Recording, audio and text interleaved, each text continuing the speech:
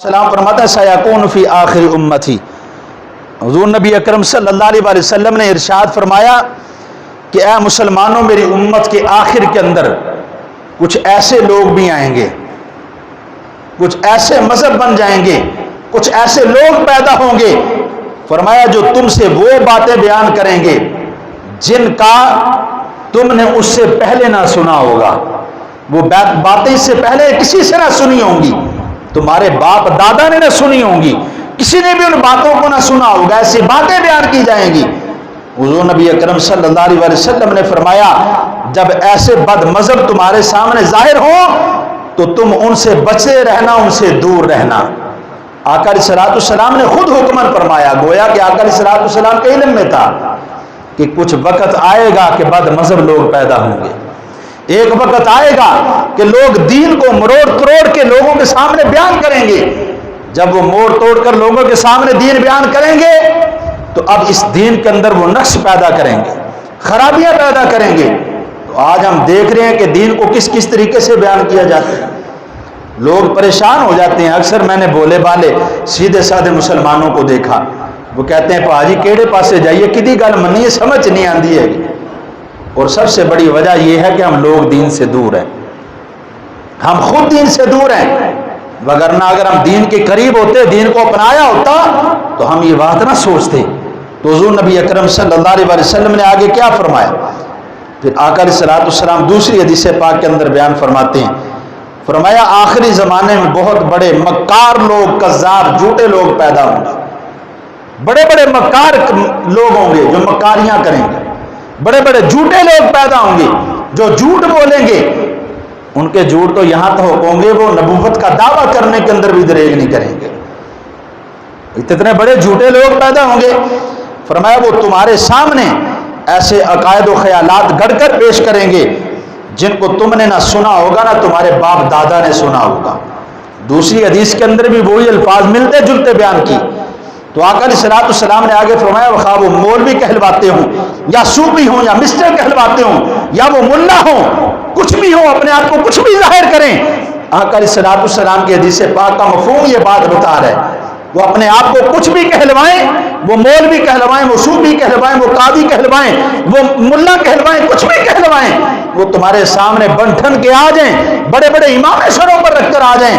تو آقا علیہ الصلوۃ والسلام نے فرمایا مسلمانوں، جب وہ تم سے تمہارے دین کے بارے میں بگاڑ پیدا کریں، پھر تمہارے سامنے وہ ایسی باتیں لے کر کے آئیں جن کے ساتھ تم مسلمانوں سے الگ ہونے لگو، تم مسلمانوں سے جدا ہونے لگو، تمہارے اندر تفریق پیدا ہونے لگے، تو حضور نبی اکرم صلی اللہ علیہ وسلم نے فرمایا وہ تمہیں حق سے بہکانے لگیں، وہ تمہیں حق سے دین کرنے دور کرنے لگیں.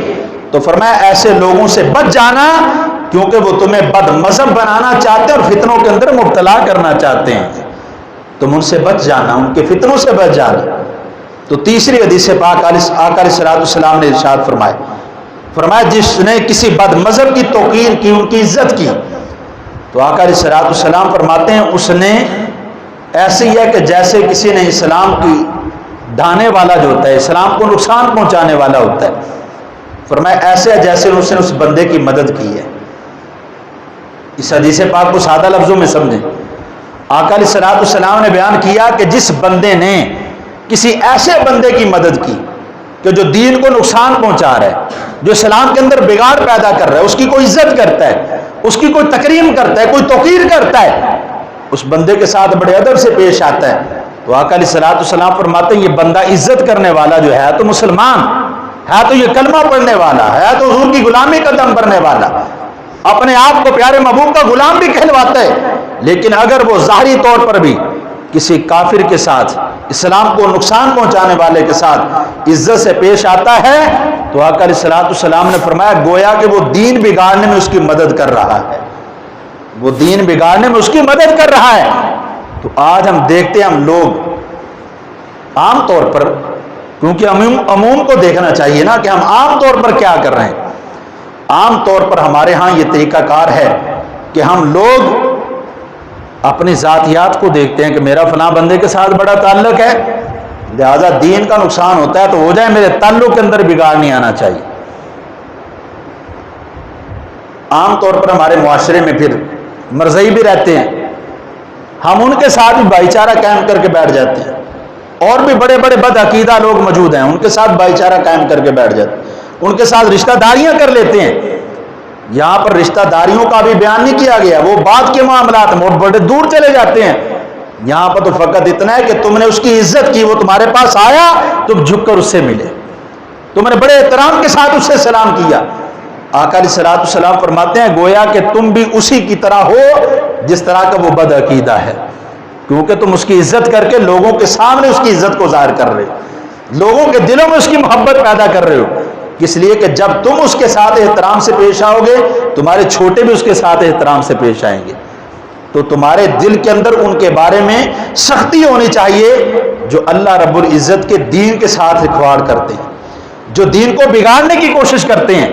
تو حضرات محترم، حضرت سیدنا عبداللہ بن عمر رضی اللہ تعالیٰ عنہ، حضرت سیدنا عبداللہ بن عباس رضی اللہ تعالیٰ عنہ، حضرت ابی اوفا رضی اللہ تعالیٰ عنہ، حضرت جابر، حضرت انس بن مالک، حضرت ابو ہریرہ، حضرت عقبہ بن عامر رضی اللہ تعالیٰ عنہ، بہت سے صحابہ کرام علیہم رضوان نے اس بات کو بیان کیا کہ انہوں نے اپنے زمانے میں مسلمان کہلوانے والے قدری بد مذہب جو ہیں، یہ بات اس لیے عرض کر رہا ہوں، آج لوگ سیدی اعلی حضرت پر بولتے ہوئے سوچتے نہیں ہیں ہم کس کے بارے میں بات کر رہے ہیں۔ سیدی اعلی حضرت نے اگر فتنوں کا مقابلہ کیا تو آپ نے دین سے ہٹ کر نہیں کیا، بلکہ صحابہ کرام کی سنت ادا کرتے ہوئے کیا ہے۔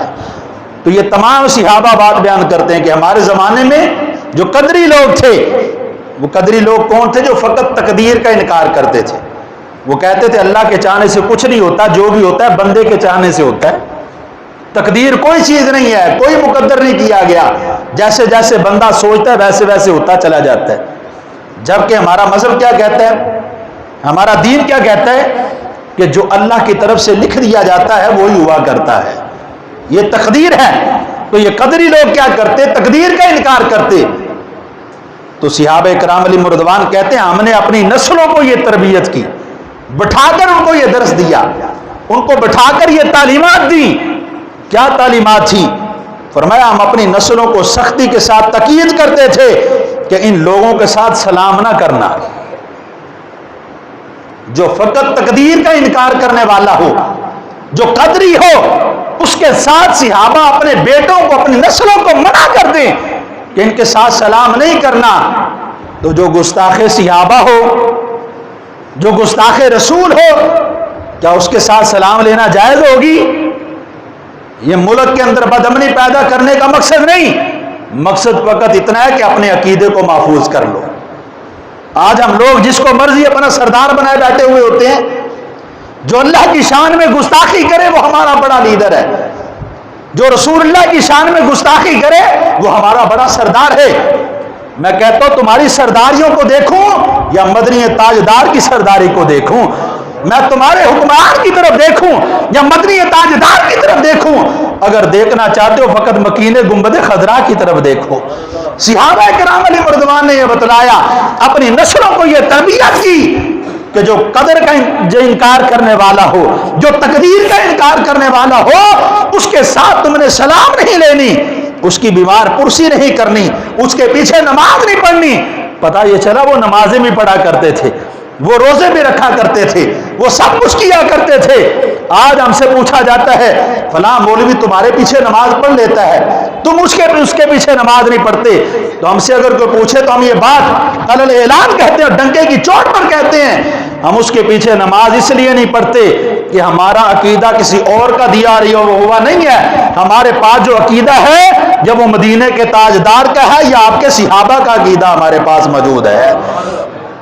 جو فقط تقدیر کا انکار کرے، اس کے پیچھے نہ صحابہ خود نماز پڑھیں، نہ اپنی اولاد کو نماز پڑھنے دیں، تو جو رسول اللہ کی شان کے اندر بے ادبی کرے، جو رسول اللہ کی ذات کا انکار کرے، جو آقا علیہ السلام کو مر جانے کے بعد مٹی کے اندر مل جانے والا کہے، جو حضور نبی اکرم صلی اللہ علیہ وسلم کو حاضر و ناظر نہ جانے، جو آقا علیہ السلام کے علم غیب کا انکار کرے، تم کہو اس ملا کے پیچھے نماز پڑھو۔ میں کہتا ہوں میں تم پر تھوکتا ہوں، میں اس ملا پر تھوکتا ہوں، میرا تعلق کسی اور کے ساتھ نہیں، میرا تعلق اگر ہے تو فقط مدینے کے تاجدار کے ساتھ ہے۔ میری اس کے پیچھے نماز اس لیے نہیں ہوتی کہ کہ اس کا عقیدہ درست نہیں ہے، اس کا قبلہ درست نہیں ہے، وہ امام اگر امام صحیح بن کر آئے ہم اس کے قدموں کی دھول چومنے کے لیے بھی تیار کھڑے ہیں۔ لیکن اگر اس کے عقیدے کے اندر فرق ہے، آپ دیکھتے ہیں عام طور پر جیسے میلاد النبی آتا ہے کیسے بھونکنا شروع کر دیتے ہیں، ابھی چاند چڑھنے والا ہے نا انشاءاللہ چند دن میں، تو پھر دیکھیں گے بڑے بڑے فتوے آئیں گے، لال رومال والے، کالے رومال والے، پیلے رومال والے، طرح طرح کی نسلیں، بچھو جیسے جو ہے وہ بلوں سے باہر آتے ہیں، اس طرح یہ مولوی مسجد سے باہر نکلیں گے، لوگوں کو تبلیغ کریں گے میلاد منانا شرک ہے، میلاد منانا بدعت ہے۔